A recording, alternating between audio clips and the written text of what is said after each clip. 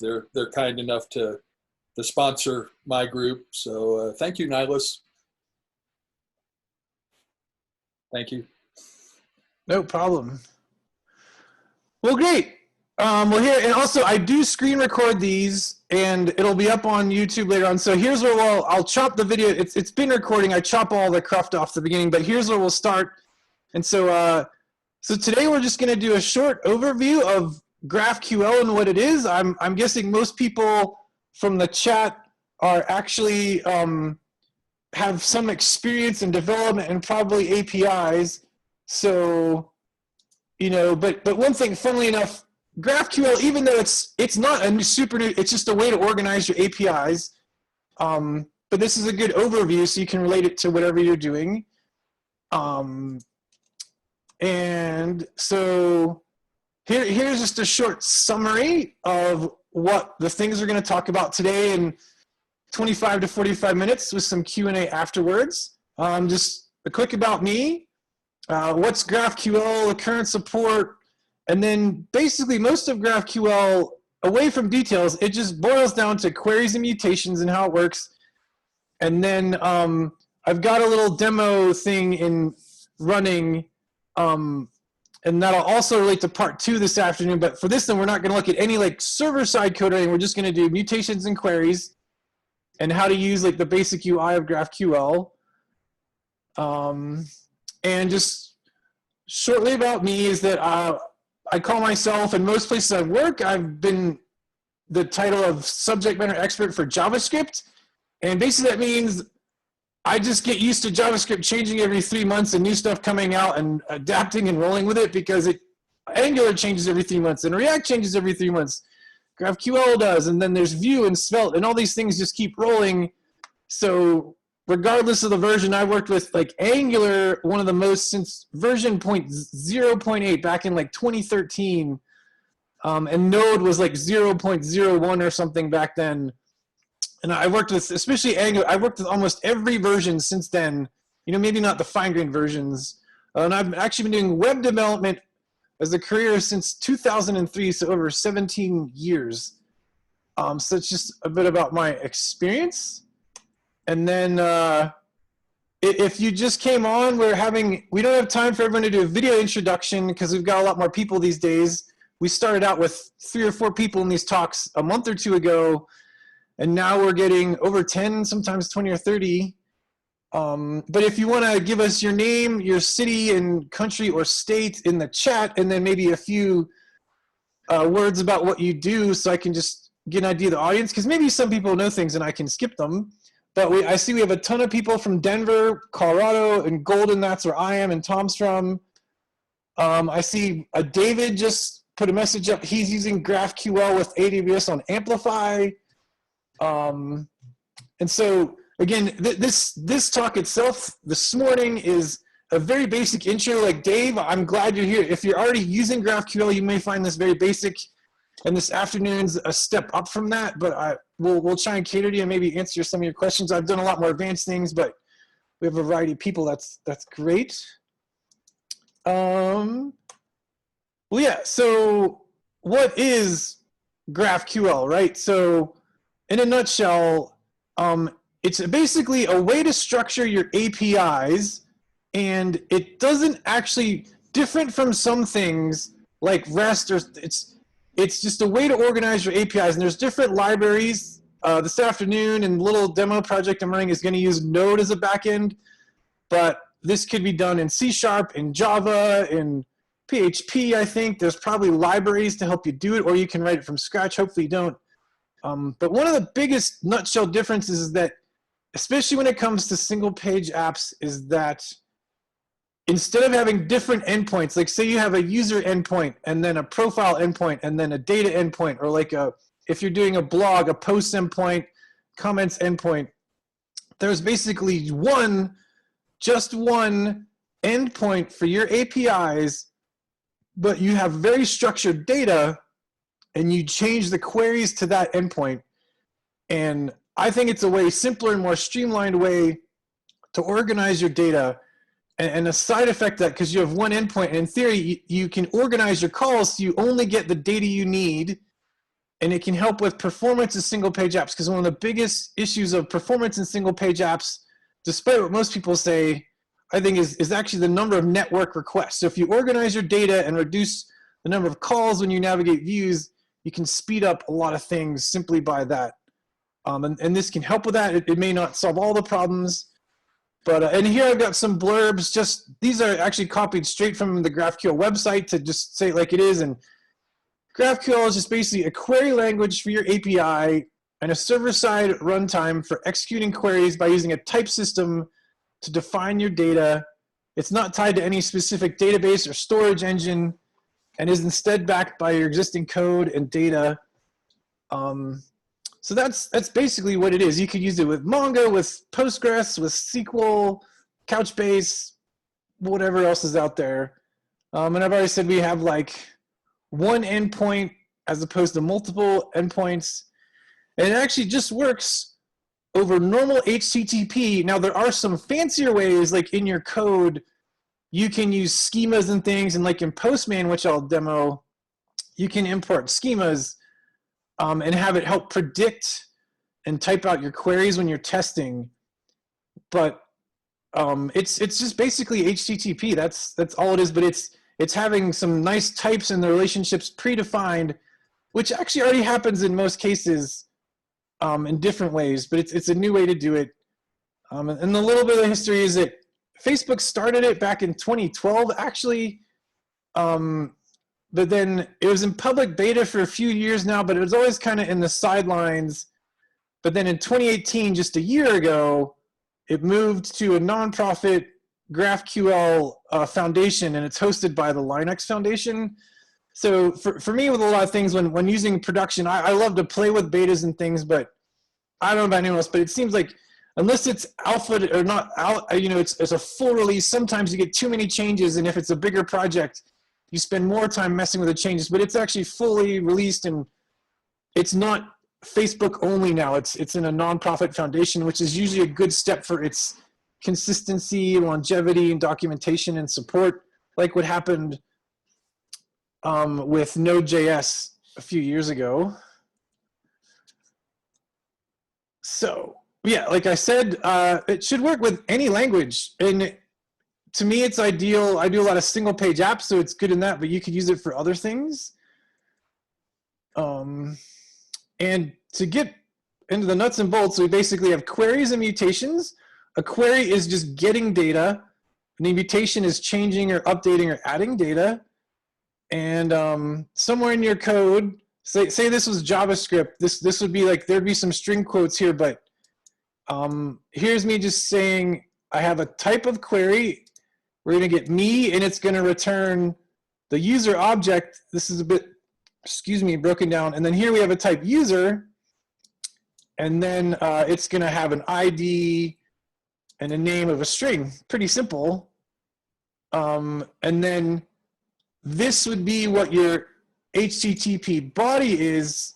Just this is like your GraphQL query, me, name, and then this returns me and name. Now, alternatively, if I were to put me, and then right here after name, I put comma ID, the return JSON would be me, name, comma, or sorry, the comma would be over here, and then ID would be, so you can structure how you get it returned. Even though you have your types and everything defined, you can change how it's returned depending on what you need for that particular point in your view. Now let me get up, I should have my little backend project running here.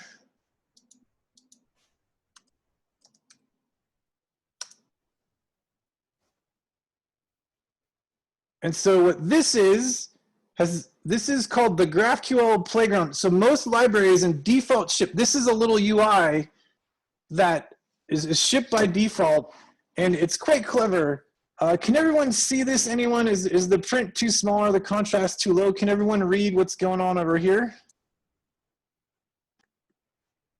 It'd be best if you could make the font a little bigger. How about this? Here we go. Oh, that's better. Is that good? Great. So here in this UI, what I've got on the left is we've got, this is a query, and this is what we're going to get with a response. And then you see it's got different tabs. You can do various different things. It's got, yeah, you can do a lot. That's level 10. We don't need to mess that up. But the nice thing, one of the nice things that's kind of not as obvious about GraphQL is that because you have these schemas, you can generate your, basically you write your schema and you can generate your docs. For example, this little small project I'm running, it just has posts, comments for like a blog. But because I have a schema, you can see I've clicked this little docs tab. And again, there's various ways you can not use this default one, but right away you can see here's the 3 queries I can run. So if you're generating an API, especially for public stuff, if you're a private company, maybe it's not as helpful, but say you're like Twitter or Netflix or whatever, or IMDb, and you want to have your data, you know, you generate your schema, and here's some docs. It generates it for you, and here's posts. This is like a query to get a post, like by ID. Posts list all of them, an array of posts and comments, and you can click in here and even see, oh look, here's basically your schema right here. It's pretty cool. And alternatively, you can just go straight to your schema here. It's got comment, string, post ID, mutation, create a post, create a comment, and here's the type post. And here's like our queries where we define post, comment. So yeah, that's a nutshell of how to use, you know, how this works. It's kind of a nice feature. Come on, close. I don't want you open anymore. Go, there we go. Okay, so now let's say I'll just run this. Let's see what happens. Great. So here you can say I've got an array of, I get data. This is a fairly, one of the things you'll find is that the structure by default is fairly common. It's like this data object. It's very, very common. You can add things if you need pagination, et cetera, et cetera. We won't get that, but so it can be changed, but it's a nice default. So if you know some things in GraphQL, at least starting out, you can run it. As where I work lots of places with 10 different APIs, and they all have different structures and like the name and what's the URL, and you spend half your time just finding out the name of like your endpoint URL or something if it's changed or updated and it breaks. But you know, with GraphQL, your GraphQL endpoint, unless you change it, always is /GraphQL. And here's, you know, for these posts, we have an ID, we have a title, there's a whole bunch in here. I just generated some garbage. You know, here's some more, there's a bunch of dudes, here's some random names. But that's basically it. Now, another nice thing is in here, in this editor, because you have the schema and it's always a similar format, it can actually predict things for you. So right now, if I, oops, sorry, I didn't want that.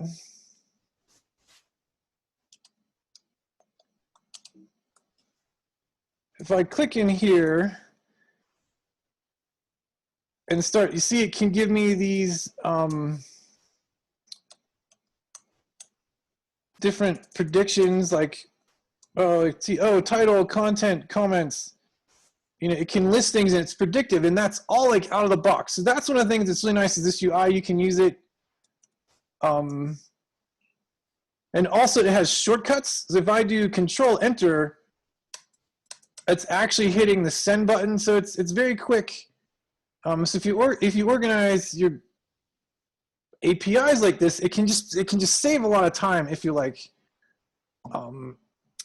Now another alternative to this is Postman. If anyone's heard of Postman, let me get it over here. So in this I was doing a query in the GraphQL UI, and then here, this is, I'm going to run a mutation. Now I've got a little, this is one thing where that UI is great, but say for this endpoint, I want to change the names. If this is real quick, in these curly brackets, I have a random generator running these names and content. So each time I hit this send to run this mutation, which is to create things and create a post, I'll hit send, and let's see what happens. And you can see here, yeah, I've got a title mesh, an innovative, there's just a randomness. If we get more time later, I can go over that created one post there. But then I can send another. And this way, if I'm testing APIs, I can randomly generate things and not just do hello and dude all the time or mock data. You can generate things. And that's in a little pre-request script. Yeah, now let's go back to the slides for a sec. And here, so this was a query. And you already saw a brief glimpse of a mutation, but in here, we have a mutation. This is some example about movies. Create review for an episode.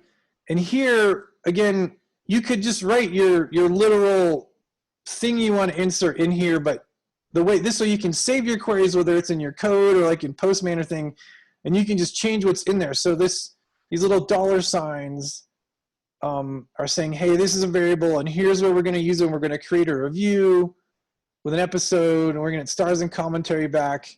You can see here's the return. Here's our data.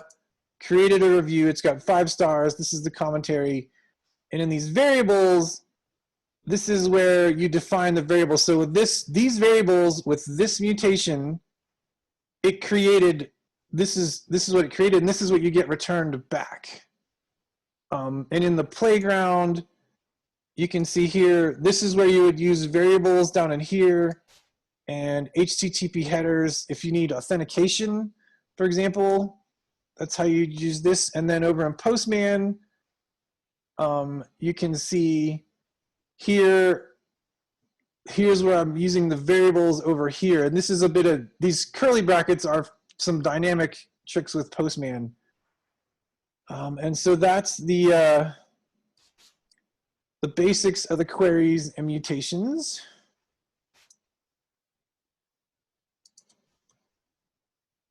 And let's see, yeah. So that's just a duplicate slide. And then let's go back to our Postman, and you can see here, so I've made this create post. Maybe I just want to change, maybe I don't want to add the content. Let's see what happens there.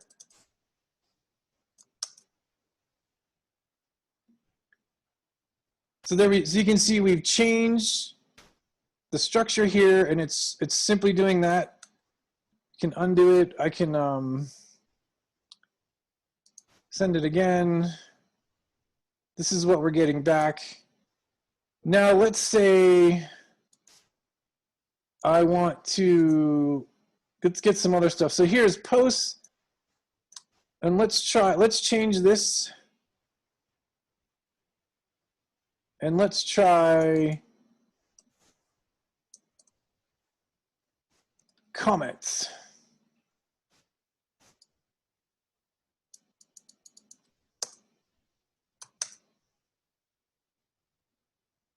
Oh, sorry, this port is off. Sorry about that. Oh, sorry, hang on. I may have changed something at the last minute with this demo. But one of the nice things here is we can go and we can check our docs. And, oh, sorry, comment. Yeah, here we go. Let's go here and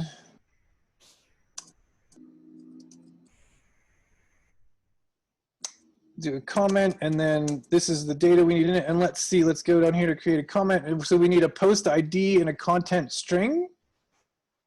So let's do post ID and content. And let's add some query variables down in here. Or let's just see what kind of errors. Object ID is not defined. Okay, so I don't remember all the syntax. Let me just look this up. We'll go over here.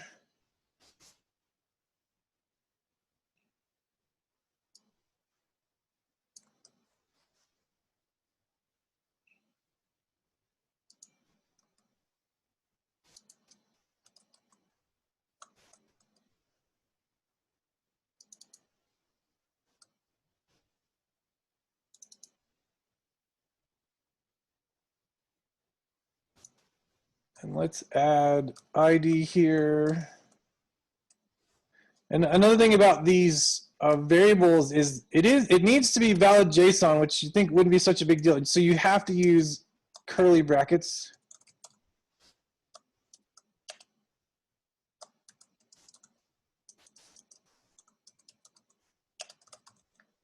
And let's see what we get there. That ought to work.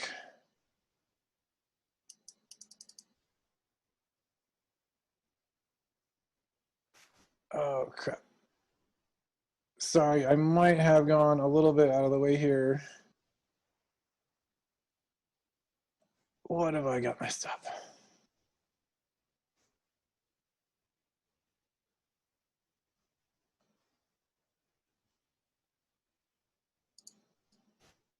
Let's copy this one. Sorry, I did some last minute changes to this little repo right before here, and I had this bit working. Apologies.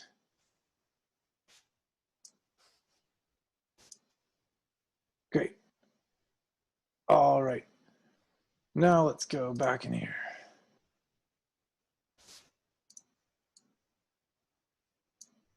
Create comment.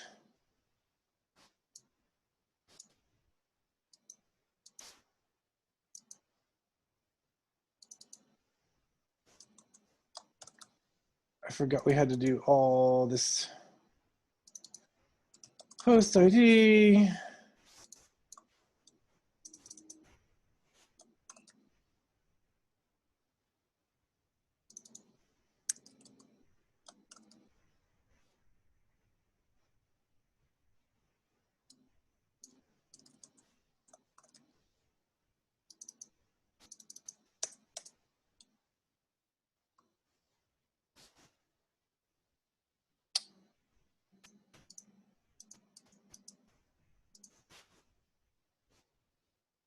All right, so, well, maybe we'll skip that.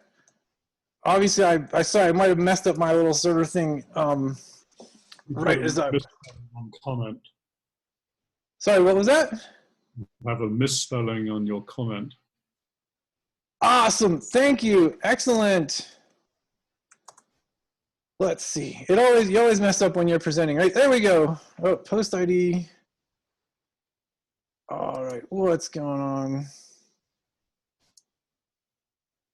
Maybe I also have something off in my my server.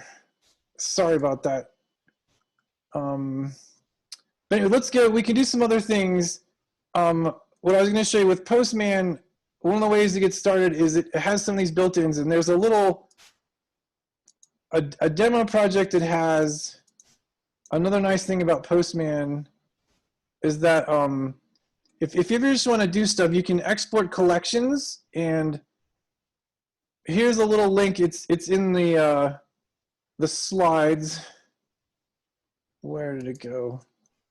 I put in here. I share the slides at the end. You can click this link, and you can actually just hit buttons like this, and it'll import it all with everything straight into your Postman. Another way to share things easily. And go in there. Let's close this one.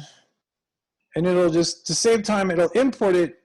And you can see this runs off some API, like some third-party APIs out there. Here's like some films. You can send this. And see, we get the queries back. And again, here we see this is a total third-party API, but again, almost the exact same, at least top-level data structure. And if you export your schemas, I don't believe this one is set up for it, but if you export them, you can have your schemas in here and have all the auto fill out and everything in your documentation right in your Postman API to predict and do things. Like here's another one. They've just got all these artists by this name.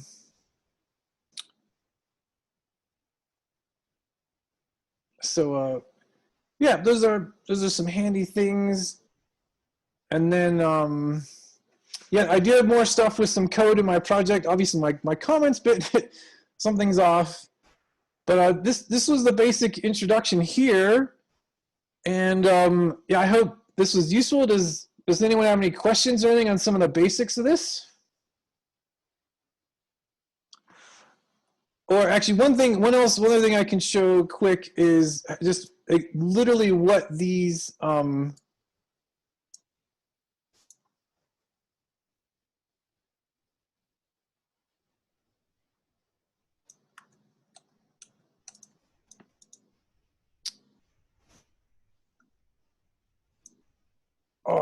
Go back. Hang on. Let me get a.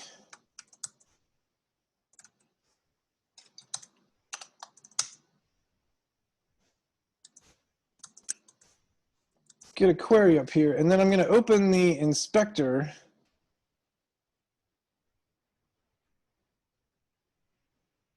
Hey, Lee. Yeah.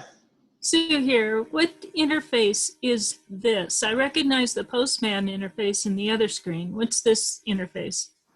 Oh, sure. Sorry, I thought I mentioned this interface is a default free GraphQL interface. It's almost every this UI is actually output by the GraphQL Foundation, and almost every library by default has this. This is actually UI published with this documentation schema. With all the libraries have it. There's another one called GraphIQL you can use too, but it's kind of the default go-to UI that most GraphQL libraries have with it.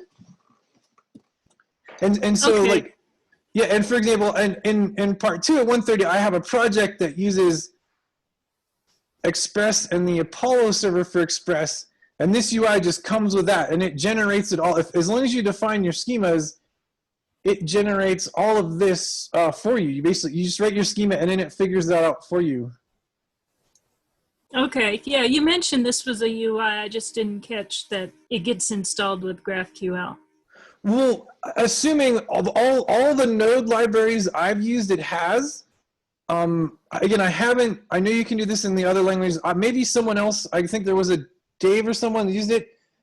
Feel free to shout out that. But yeah, as far as I know, most libraries ship with this, or there's another one called GraphIQL, which are the defaults. Thank you, Dave.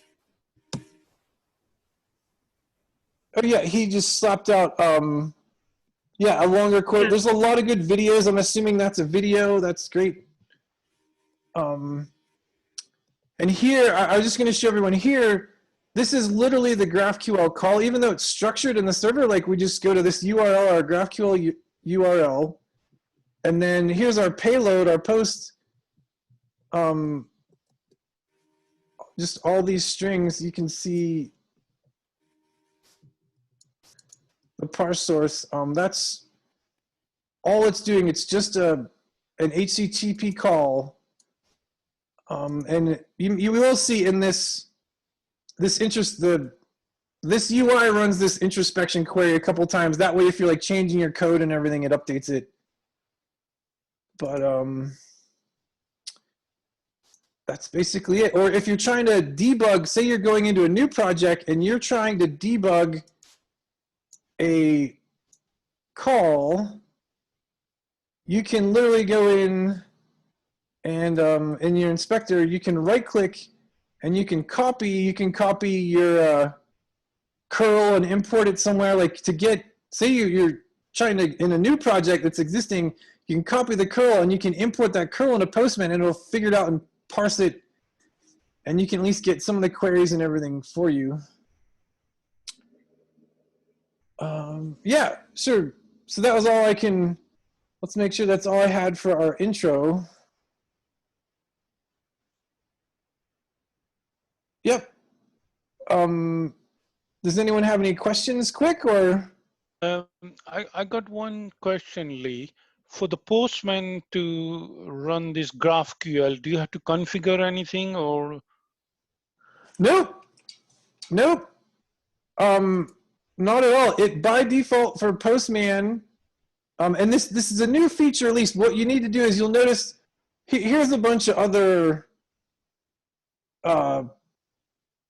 here's some other demo one difference you'll notice is you see how here there's different ways. Postman is a tool. You can use it for a million things. Even in this, sorry, in this this little demo collection that they have for free, you can see here they're doing it in different ways, and here their body is a raw, as opposed to a binary, form data, or GraphQL. This is really just their JSON in their body. Then down in here, you can see we have the GraphQL ticked, and now we're literally writing a query like we would in that editor, and then here it's using some variables too, right? So that there's an advantage of doing it that way. And then I don't have an example in here, because when I've had bigger schemas, it's all been for separate work projects. I'm not sure, but if you have your schema, say you have a schema with God knows how much data, you can import it. You need to do it through this APIs tab, but then you can have your schema here, and then you can have your auto completion all running over here on the left, excuse me, and for your variables. So there's a lot of options with that. And even in, is this my little demo? Even in this one, you can use things. Here I'm using the GraphQL option here, and in a pre-request script, I'm using some of Postman's random features, so that each time I run this create post query, I get different. I'm using the variables for GraphQL with these curly brackets. This is special to this Postman thing to use these random things I've generated in this script that runs before you generate. So there's different options in many ways to use it. Yeah. Did that answer your question, Manjeet? Yeah, thank you. Yeah, very good. Thank you. Do you have a GitHub anywhere we can see example or on GraphQL? Yes, that's what I was going to get to at 1:30, but I do have a this just got pushed up, and so there's a GQL Mongo repo here that I've created that we're going to go more through that. And again, it's super basic. It's just Mongo, a Node Express app server. I tried to send out an email minutes before. Sorry, I might not have got it to Tom, but I have a little video on how to use the Create Express generator to make a quick Express app. So that's what I started with. But in this, I've got some other code, and I can show you how it's hooked up and working. So I'll send that link out later on, but there is one in here.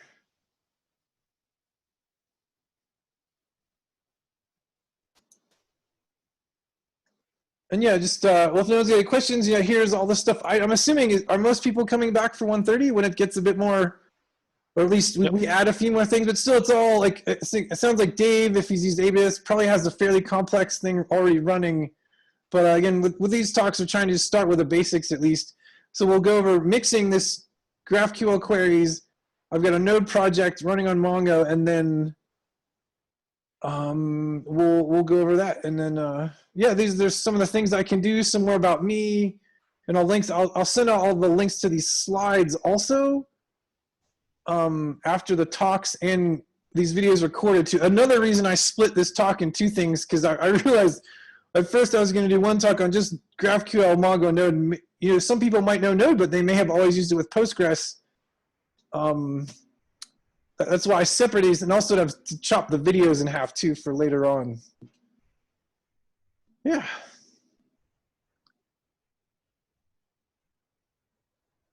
Tom looks like he's got something on the edge of his tongue. Oh, I did want to just be sure everybody's aware that the next talk is on a different channel. Yes, good point. Yes. And that's just, I don't know, it's like, that's the way Zoom is set up, and when you try and schedule these things in Zoom. But I did send out an email with both links, and then also Tom put the links up. And in fact, I can even put that link, I'll put that in this chat right now too, just in case. Here we go. Yeah, so just put that in the link. Now, and I actually see Sue just put, and it's a good, Sue has a good comment here. If anyone looked in the chat, so I wasn't watching this the whole time. But yeah, Sue said, "Oh, GraphQL is an API." Then, and that's the weird thing. The way it's pitched in with all these things, it is literally it's just an API endpoint, but it's more like the concept and the way you organize your data. That's one of the key differences, that if you have GraphQL, you have one endpoint. It's one API endpoint. Even for your authentication and everything, usually it's all in your user ID. It's all through that URL slash, so you have one, as opposed to in a normal REST API, you might have a slash authenticate endpoint, and then a slash user endpoint, and then a slash post endpoint. So that's one of the conceptual differences with the GraphQL API. Does that help, Sue? I don't think I'm going to understand it until after our 1:30 setup stuff, because it sounds like it needs to exist. I got a chicken and egg thing going in my brain right now, so I'll understand more after the setup at 1:30. Well, sure. But I'm assuming you've worked with APIs before, right? With a slash user or slash something, right? Oh yeah, tested them all the time. Several interfaces I've used. Postman. Great. And I've ported to Jamie down. I've used SOAP UI. I've done everything, but I'm not getting the connectivity between GraphQL and how Postman knows about it, except that it looks like Postman does have a plugin with the tab that you showed, the Postman interface that had GraphQL, so that tells me GraphQL is a plugin for Postman. No, it's not. Well, it's here. Let me go back. This is a weird thing. Where's my? Here, let's go back to this playground, right? So here, if you had a normal API and you had your slash users, right? So this GraphQL, this user interface polls. But here, I'm going to run this query again, and that should be this one, I think. Yeah. So here we have this query: get the posts and return the ID and title. This is really just like another one of your APIs, right? Sue, you've used this network tab, right? But the difference is that instead of having multiple endpoints, like for your posts, your comments, the difference is what you send in the body, right? Instead of calling, say you do a GET request on say you have comments and posts for a blog. To get your posts, you would do slash posts, and then you'd have a separate endpoint, localhost slash comments. So say you want to list a post and list its comments, you might do 2 API calls to get the thing to populate your page, right? Right, and I stick them both in the same JSON collection that I store in Postman so that I can run them both sequentially. Sure. But that's still 2 different calls.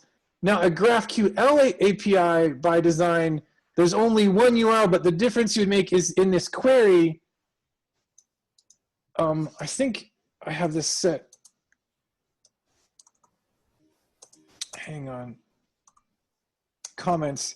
Now see, instead of doing 2 calls to get the comments, I've added the comments to my query.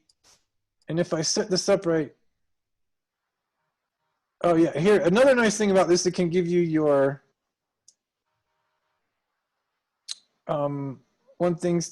things you need to add. Here we go. We need some stuff in here.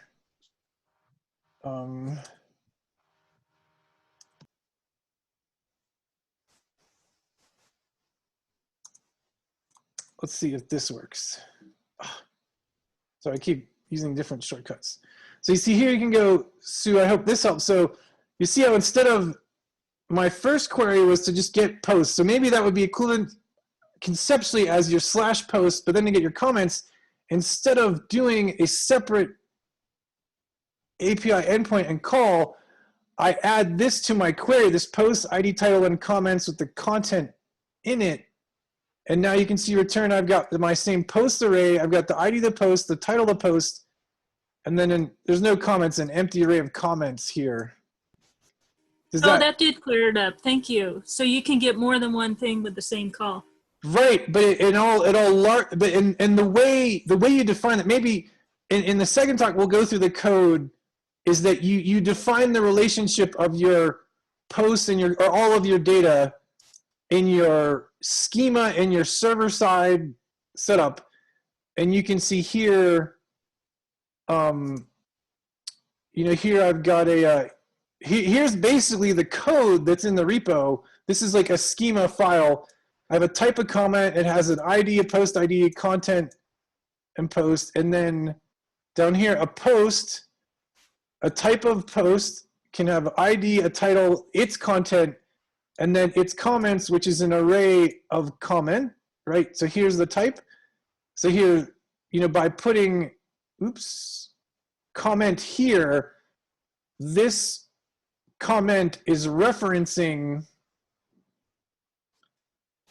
this type comment. And this is our specific GraphQL schema definition. Does that help? Maybe? Yeah, what you said before helped fine. Okay, great. Great. And anyone else, any questions or anything? Or did I confuse it? Or Dave, it sounds like Dave at least has had some experience. Was this helpful, or was this just stuff you've all heard before since you've used GraphQL? Well, the using AWS Amplify makes it easy because the construction of your queries is actually configuring the backend also, so that, as I said in the comments, or chat, configuring the server side, particularly when you want to look at how you're going to query your data source, that gets a little bit more complex to me, which is my area of interest right now. Great, great. I haven't used AWS Amplify. That's good to hear about other stuff. I've used this mostly with Node and Nest.js and like Postgres and or MongoDB.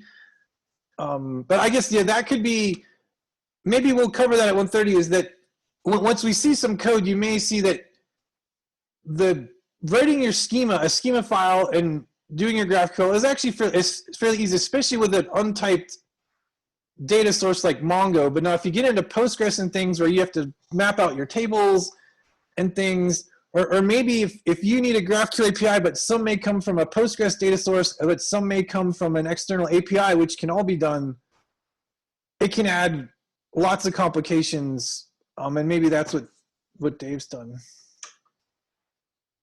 Yeah. Well, is most people coming back at 1:30? Yeah, I'm coming back. Yeah.